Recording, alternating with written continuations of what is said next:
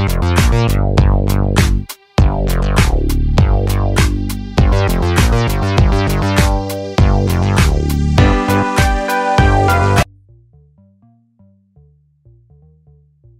family, it is your boy Optimus Sniper. Bienvenue une fois de plus dans une nouvelle vidéo portant sur comment utiliser le retracement de Fibonacci avec les chandeliers japonais. Déjà, si vous avez été attentif dans les cours précédents, vous savez maintenant que vous pouvez combiner l'outil de Fibonacci soit avec les lignes de tendance, vous pouvez les combiner avec les niveaux de support et de résistance. Ceci pour créer une stratégie simple, mais une stratégie simple avec, avec beaucoup d'arguments derrière cette stratégie, d'accord, et pour pouvoir avoir des bonnes entrées, des entrées superbes, d'accord. Maintenant, nous n'avons pas fini. Aujourd'hui, on va essayer de voir comment utiliser le retracement de Fibonacci avec les chandeliers japonais. Dans cette leçon, nous allons apprendre à combiner l'outil de Fibonacci avec vos connaissances sur les modèles de chandeliers japonais que nous avons appris dans les leçons précédentes. Donc déjà, vous savez, au fur et à mesure que je fais avancer avec la formation, vous allez constater que la formation s'enchaîne. Ça veut dire si vous n'avez pas eu à lire les leçons précédentes, vous n'allez pas comprendre les leçons suivantes. D'accord? Parce que c'est sur ça que je me base et je fais mon effort de vous donner cette formation en ordre pour que vous puissiez savoir comment moi j'ai fait pour évoluer, pour arriver jusqu'au niveau où je suis aujourd'hui. Donc, prenez la peine de toujours suivre les cours en ordre. Si vous avez lu les cours sur les chandeliers japonais, vous savez les types de chandeliers japonais qu'on utilise, d'accord? Les avalements aussi, avalements baissiers, les doji, les mato, les pendus, les marobutsu, les corbeaux noirs, toutes ces formations de chandeliers japonais avec une bougie, avec trois bougies, avec trois chandeliers, tous ces types de formations. C'est ça qui ici sera important pour pouvoir agencer ça avec, combiner ça avec l'outil de Fibonacci, d'accord? En combinant l'outil de retracement de Fibonacci avec les modèles de chandeliers, on va essayer de rechercher des confirmations de retournement, d'accord, à ces niveaux de retracement de Fibonacci là. Si vous pouvez dire, si vous pouvez savoir qu'il y a une pression d'achat ou qu'une vente est épuisée, ça peut vous donner une bonne idée d'où et à quel moment le prix peut évoluer, d'accord, en votre faveur. Ok. Maintenant, on va prendre juste, je vais vous dessiner d'abord le scénario, en fait, sur à quoi le principe d'agencer les Fibonacci avec les zones de support, avec les chandeliers japonais, d'accord. Vous voyez, par exemple, là, nous sommes clairement en tendance haussière. Je vais prendre une tendance haussière comme ça. Vous voyez clairement là, nous sommes clairement en tendance haussière. Le prix ne fait que faire des hauts de plus en plus hauts, non? Que je matérialise encore ça. Le prix là monte ici, il descend, il crée un nouveau plus haut, il descend, il crée un nouveau plus haut, il descend, ainsi de suite. Ok, maintenant ce que vous allez faire par exemple après l'expansion, si c'est que par exemple vous allez prendre votre niveau de Fibonacci, vous allez mettre ici en bas, excusez-moi, c'est pas le Fibonacci que j'ai eu à prendre. Vous allez prendre votre niveau de Fibonacci, vous allez mettre sur ce swing low, et vous allez tirer sur ce swing high pour essayer de prendre ce retracement-ci. D'accord. Maintenant, agencer les niveaux de Fibonacci avec les chandeliers japonais, c'est faire quoi? C'est faire ceci. Lorsque le prix va arriver dans ces zones-ci, dans ces différentes zones-ci, d'accord? Ici, là, c'est la zone du 0,388 et le 0,50, d'accord? Ça, c'est la zone là. Maintenant, ça, c'est la zone du 0,618 et la zone du 0,786. Ce que vous allez faire, c'est quoi? Vous allez observer les bougies qui vont venir toucher ces zones-là, d'accord? Vous allez observer le comportement des bougies dans ces zones précises-là. Ça veut dire que quoi? Ça veut dire que lors de ce retracement-ci, si vous avez par exemple une bougie qui arrive ici et qui fait ce genre de truc, par exemple, je vais venir loin ici, vous voyez une bougie qui arrive ici, qui descend comme ça et qui laisse une très grande mèche comme ça, d'accord? Vous voyez par exemple une bougie qui laisse une très grande mèche comme ça, avec un corps comme ça, d'accord? Avec un corps comme ça, avec un corps comme ça, par exemple. Là, c'est juste un exemple que j'essaie de vous donner pour matérialiser un peu comment ça peut se passer, comment vous pouvez interpréter ça. Ok, si vous voyez par exemple une bougie qui laisse un très grand corps comme ça, un corps comme ça, avec une mèche comme ça, je vais essayer d'enlever ça. Vous voyez, à ce niveau, si vous avez le niveau de 0,386 et le 0,50, non, voici la zone. Et ça, c'est la zone du 0,618. Si vous voyez une bougie qui vient laisser totalement une mèche comme ça, Et par la suite, vous voyez des avalements haussiers. Là, vous voyez la bougie suivante est très haussière comme ça. Là, ça confirme clairement que, OK, les acheteurs sont en train de vouloir reprendre le pouvoir. Non? Et là, vous pouvez chercher à vous positionner quelque part là.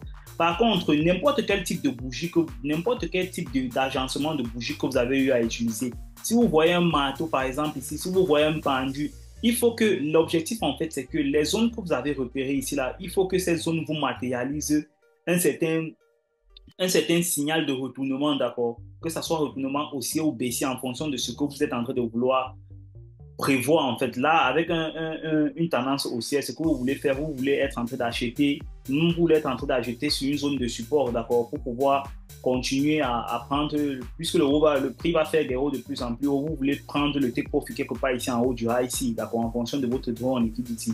Donc, en agençant ça avec vos niveaux de chandelier japonais, lorsque vous avez eu vos zones de retracement de Fibonacci, vous pouvez attendre que le prix arrive dans ces zones de retracement, d'accord? Et vous essayez d'observer le comportement des bougies à ce niveau-là précisément pour pouvoir voir ce que les bougies sont en train de vous montrer. Est-ce que le prix va réellement se retourner dans ces zones-là ou est-ce qu'il va continuer à aller plus bas, d'accord? Au lieu de mettre par exemple un ordre d'achat directement ici, là, vous pouvez juste attendre, regarder le comportement des bougies. Vous allez voir des scénarios où le prix va arriver carrément là, il va casser là, il va casser clairement là, il va descendre, d'accord. Pour ceux qui n'avaient pas attendu la confirmation, par exemple, ils auraient pris un SL parce qu'il va venir carrément toucher le SL ici en bas. Pour vous qui avez utilisé le comportement du price action des bougies dans la zone précisément, vous allez comprendre que, OK, le prix n'a donné aucune confirmation, il a cassé, ça veut dire que c'est un trade invalide. Donc, c'est ça un peu le principe, d'accord? C'est très simple. C'est pareil en tendance baissière. En tendance baissière, le prix ne fait que créer des bas de plus en plus bas, non? Et vous essayez, par exemple, de vouloir vous positionner après la cassure de ce low-ci. Donc, vous essayez de retracer du low-ci, du high-ci au low-ci pour avoir, par exemple, le retracement du Fibonacci ici. Vous avez la zone ci, vous avez la zone ci et vous avez la zone ci encore quelque part ici en haut, d'accord?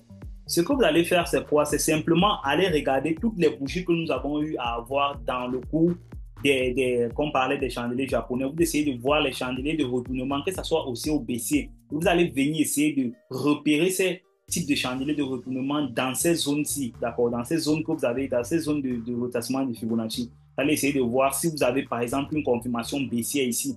Si vous avez un avalement baissier, par exemple, ici, une bougie qui arrive et qui fait carrément une bougie baissière comme ça, ou une petite bougie baissière d'abord, une petite bougie baissière d'abord comme ça, et par la suite avec une longue bougie baissière, d'accord? Là, c'est un avalement baissier. Vous voyez clairement que là, vous avez la confirmation. Vous pouvez chercher à vous placer quelque part là pour celle, d'accord? C'est comme ça, c'est un peu ça, agencer les niveaux de Fibonacci avec vos chandeliers japonais sur le price action. Aussi simple que possible. Donc, vous voulez voir la confirmation à vos niveaux de support et de résistance que le Fibonacci vous a donné avec le price action brut. D'accord? OK, si on va un peu regarder, si on peut avoir un exemple ici, là. Par exemple, si je prends ça, d'accord? J'ai enlevé tout ça. Je suppose que je vais juste prendre le retracement ici, d'accord, d'ici jusqu'ici en haut. Je vais prendre ça. Retracement d'ici jusqu'ici en haut. Une fois que le prix a créé, le prix a fait ceci. Il a fait un high ici, un petit high, il a fait un low. Il est venu faire un high encore, il a fait un low. Après, il est venu faire encore un high ici, d'accord. Vous espérez avoir un low, d'accord. Voilà le 0,618. Regardez le prix, le comportement du prix ici au 0,618. Regardez ici. Si vous avez par exemple repéré cette zone comme le 0,618 et vous essayez d'avoir un ordre d'achat ici, regardez comment le prix, la première bougie qui entre dans ce niveau, regardez comment le prix rejette avec la mèche.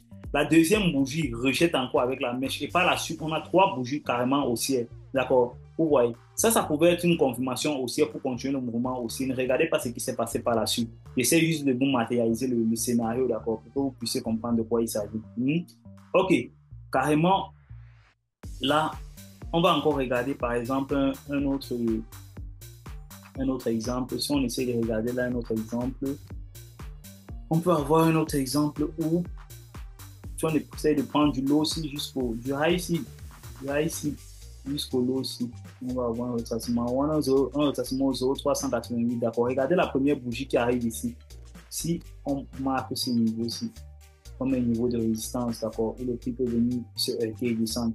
Regardez la zone ci, regardez la bougie ici qui entre dans le niveau ci. Vous voyez carrément, il y a un bon rejet, la mèche ici.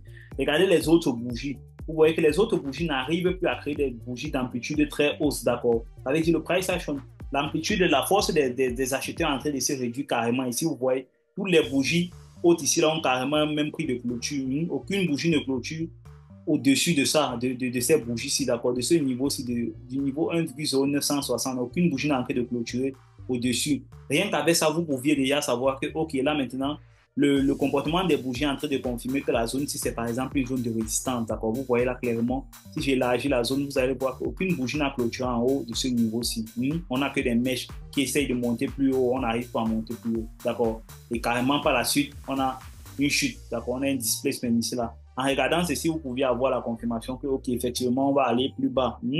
Donc, au préalable, vous avez votre zone de retracement de Fibonacci que vous avez énumérée. Et lorsque le prix est revenu en retracement, vous avez regardé les confirmations de retournement et vous avez pris une position lorsque vous avez eu des confirmations. C'est de ça qu'il s'agit en fait. D'accord. OK. Si on regarde des confirmations là, vous allez voir, on va avoir plusieurs confirmations. Hein.